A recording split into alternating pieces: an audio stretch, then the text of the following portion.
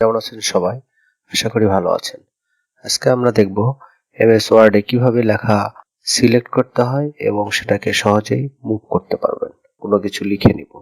এবার আমরা যে অংশটুকু সিলেক্ট করা দরকার সেটুকুকে আমরা সিলেক্ট করে নিব।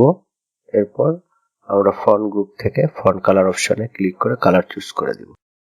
Student name, father's name, mother's name এগুলো যদি জাস্ট শুধু আমি লেখার কালারটা পরিবর্তন করতে চাই, তার জন্য অল্টার হোল্ড করে আমরা এই লেখাগুলোকে সিলেক্ট করে নেব।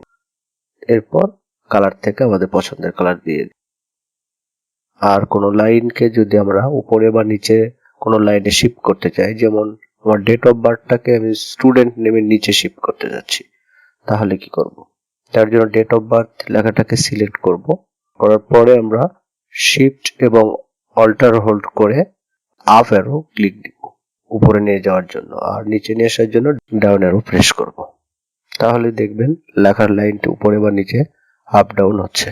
ধন্যবাদ, ভালো থাকবেন।